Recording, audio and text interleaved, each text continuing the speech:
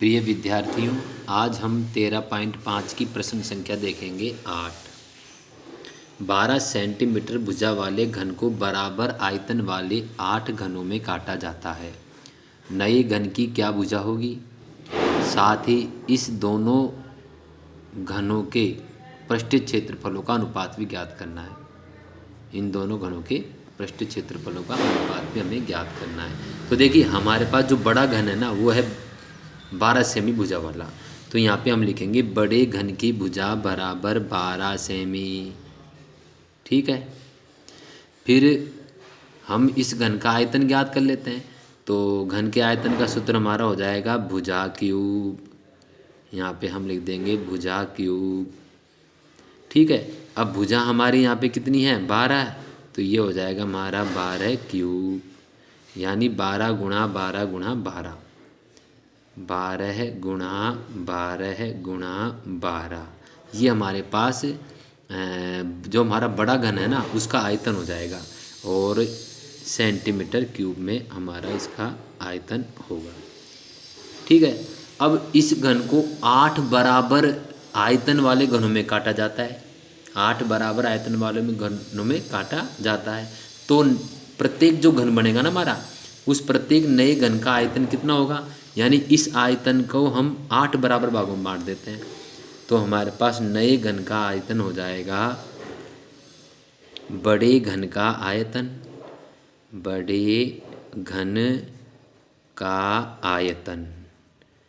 ठीक है। अब इस बड़े घन के आयतन को 8 बराबर भागों में बांटा गया है, यानी घनों की संख्या, काटे गए घनों की संख्या, काटे गए घनों की संख्या। अगर इसमें हम भाग दे देते हैं तो समान आयतन वाले हमें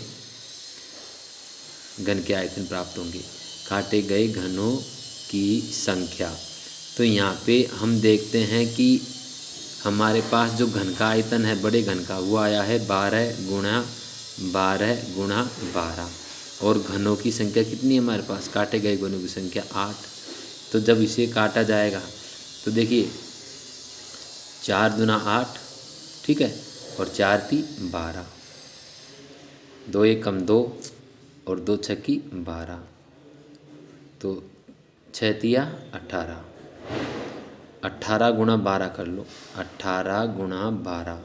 तो हमारा आ जाएगा 12 8 96, हासिल की 9, 12 एकम 12 और 9 21, 216 घन सेंटीमीटर। ये आयतन जो है ना भाई हमारे पास, ये नए घन का आया है।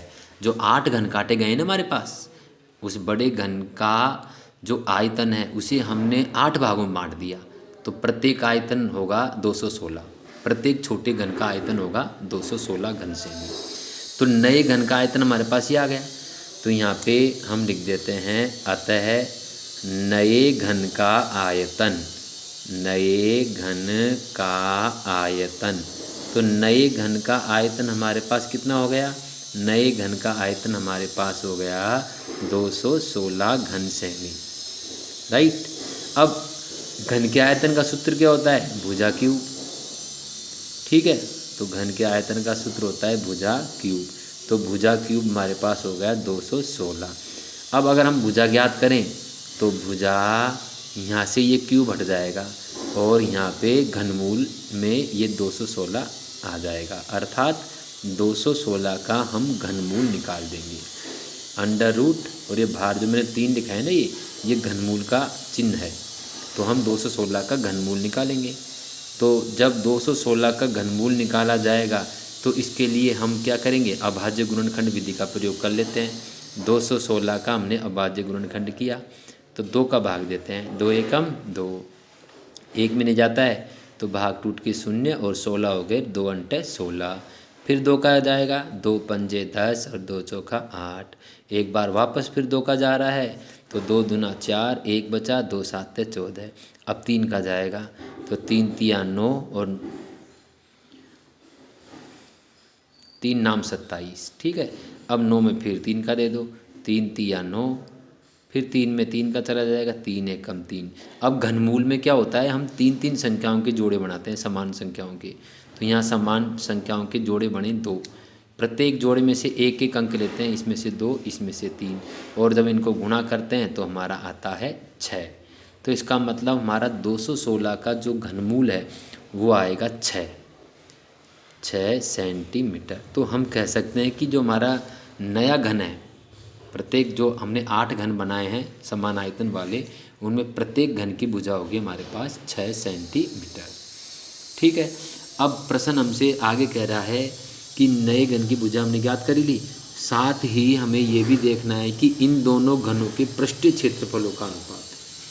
तो हमारे पास बड़े घन की भुजा क्या है? 12। बड़े घन की भुजा कितनी है? 12। तो बड़े घन का पृष्ठीय क्षेत्रफल ले लो पहले। बड़े घन की भुजा, बड़े घन की भुजा, तो बड़े घन की भुजा हमारे पास कितनी दे रखी है प्रश्न में? 12 सेंटीमीटर, राइट। और छोटा घन जो हमने काटे थे, नए घन बनाए थे, उसकी भुजा हमारे पास कितनी आई है? 6। नए घन की भुजा हमारे पास आई है 6। नए घन की भुजा, तो नए घन की भुजा हमारे पास आ रही है 6 सेंटीमीटर। ठीक है। अब प्रश्न हमसे ये बोलता है ये कि इन दोनों घनों के पृष्ठीय क्षेत्रफलों का अनुपात भी ज्ञात करो। ठीक है साहब, अब हम इसको भी हल करने की कोशिश करते हैं। तो सबसे पहले हम इनका पृष्ठीय क्षेत्रफल का सूत्र लगाएंगे यहाँ पे। ठीक है, घन के पृष्ठीय क्षेत्रफल का सूत्र। तो यहाँ पे हम बड़े घन का पृष्ठीय क्षेत्रफल ज्ञात कर लेते हैं, और बड़े घन का पृष्ठीय क्षेत्रफल का सूत्र हो जाएगा 6 गुणा भुजा स्क्वायर। ठीक है। तो यहाँ पे हमारा हो जाएगा बराबर 6, और भुजा कितनी है इसकी? 12।